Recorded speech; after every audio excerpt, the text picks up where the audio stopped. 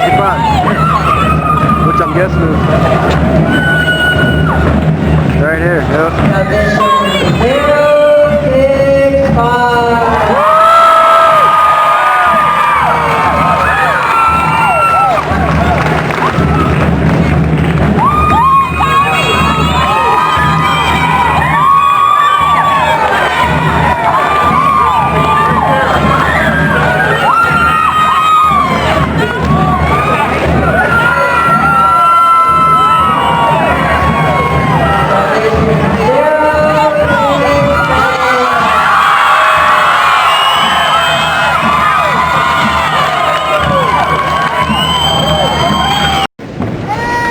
Their recruit chief petty officer, Seaman Recruit James Clancy from Huntington, Indiana. Division 066.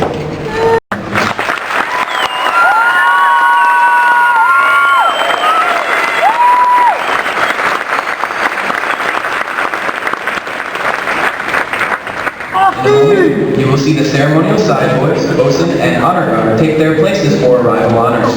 This time honor tradition is our formal greeting to this morning's reviewing officer. When requested by the announcer, please stand for the arrival honors, the marching on of the colors, the national anthem, and the invocation. Military guests shall remain covered throughout the entire graduation ceremony. And ladies and gentlemen, one final note. As befitting the importance of this occasion, our ceremony is conducted in a formal manner. However, we encourage you to participate in today's graduation ceremony by letting your applause show your sailors just how proud you are of them. The graduation ceremony will commence shortly. Once again, welcome aboard.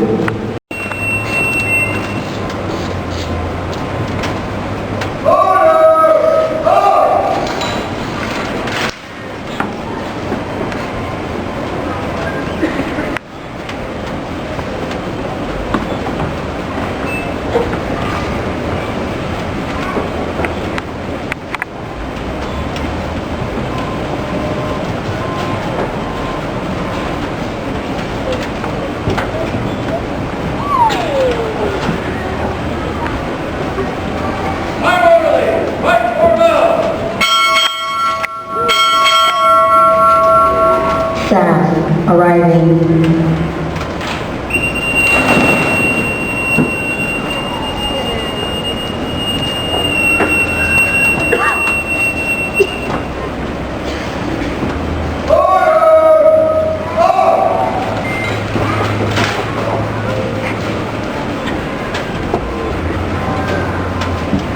Naval Service Training Command, I welcome you to this morning's recruit graduation ceremony.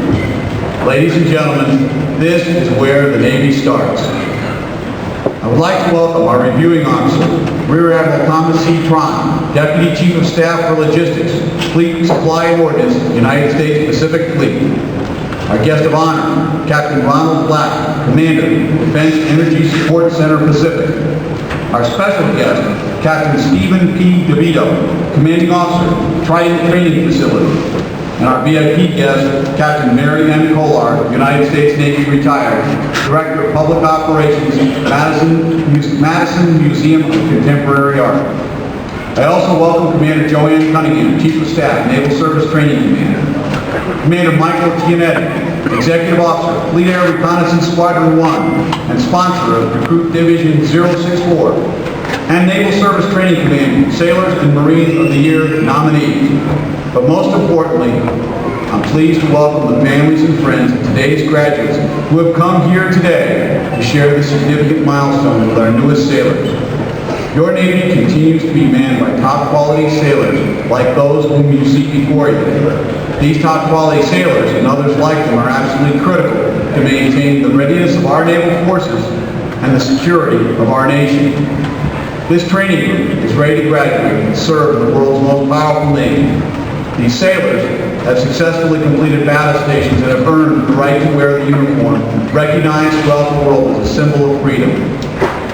Ladies and gentlemen, I present to you 557 of the newest and sharpest sailors in the United States Navy.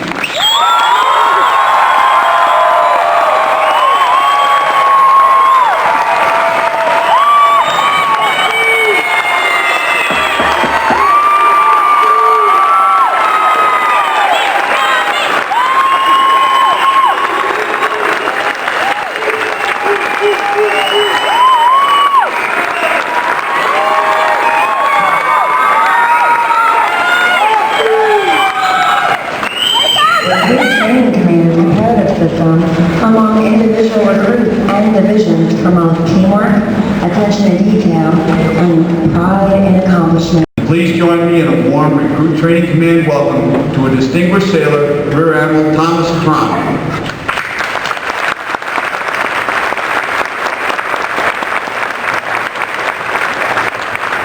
Well, I would tell the audience that if you haven't cried by now, you're probably too late.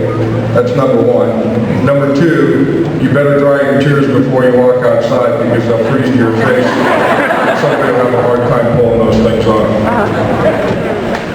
Captain Peterson, Captain DeVito, Captain Kohler, Captain Black, distinguished guests, family members, and to the graduating class, welcome.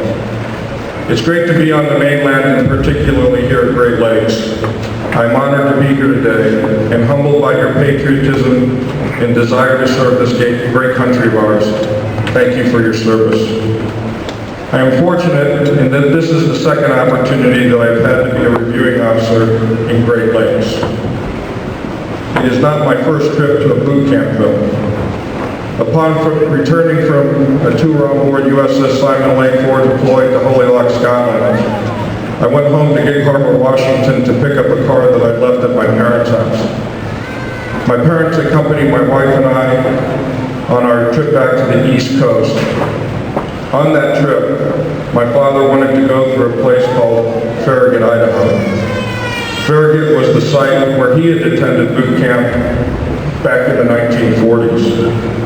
As we drove through what is now a state park with no physical infrastructure, he pointed out where his barracks was, where the chow hall used to be, and the location of the grinder where he marched. I sensed that he was disappointed that his beloved boot camp was gone. As we depart the site, I urged him to stop at the ranger station and to go inside to see if they had retained any records. He agreed and disappeared into the station as the family waited in the car. After about a half an hour, I walked in to see what he was doing. He was standing at a desk that contained pictures of each of the companies that had graduated. As I approached, he began to point to names and faces to that day he had still remembered. Shipmates that he started his Navy career with. Like today, you will graduate as a unit. You will part company and scatter to the four corners of the globe in pursuit of your initial tour. Wherever you go, no matter where you wind up in life, you will forever be bonded to the shipmates that you started your Navy careers with. Cherish these relationships, hold on to them. Recently, the Pacific Fleet Command Master Chief ran an essay contest entitled, What a Shipmate Means to Me. I'd like to read you the winning entry, and I quote, Shipmate is a term with inherent connotations of teamwork, camaraderie, and belonging. It embodies duty, honor, courage, commitment, and excellence. Shipmate explains the spirited commonality of all sailors. One team, one fight. It illustrates hardship shared and victories won. Shipmate defines common purpose. Ships, seas, and the defense of freedom. It carries echoes of war, heroes, and the fallen. Shipmate is a fire-hardened, selflessly earned title that boasts, I am a United States sailor. On several occasions, I've had the opportunity to dine with Captain Black and his lovely wife, Kathy, at our home. We spend the evenings retelling stories that we have told time and again. Stories that have become folklore around the Black and Tron household. Our kids quickly leave the table because they have heard these tired and lame stories way too many times. To me, they are history that has been made over the past 27 years. They are my own sea stories. Today marks the day when you all will join a naval institution known as the Fleet. Today marks the first chapter in your storybook, the beginning to your sea story. Go out and write one heck of a story that someday you'll be proud to tell your grandchildren. It's a great time to be a part of the Navy and in the fleet. Our maritime strategy is built on the premise that the sea lanes must remain open to global commerce. The Navy has been successfully accomplishing its mission and will continue to preserve the free use of the seas for years to come. It doesn't take much to validate that the economy has been globalized when you see the amount of commerce sitting in and moving through places such as San Pedro, Seattle, and Baltimore. The American who only knows that the merchandise they order on the internet is only days away, that we use the term FedEx and transportation interchangeably, and that the shelves at Walmart are never empty, is not privileged to see what happens on the high seas day in and day out. In the Pacific Fleet alone, we deal daily with piracy and terrorism that want to tear at the cloth of free trade. It is our job to ensure the world never wants. We've come to the point where I would normally wish you all good luck in your future endeavors, but I won't. Nothing to this point in your lives has been based on luck. You have steered your course with wisdom, foresight, and determination. The leadership here has provided each of you with the foundation to successfully navigate a naval career. It's your turn to make your indelible mark on the Navy. Instead of wishing you luck, I will wish you fair winds and following seas. Sail safe. Good luck. Thank you.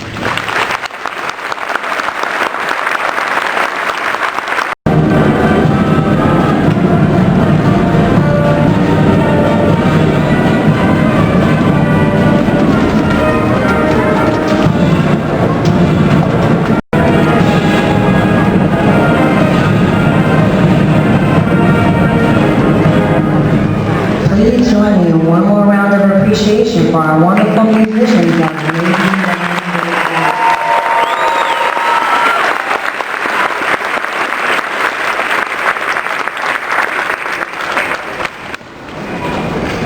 Flag.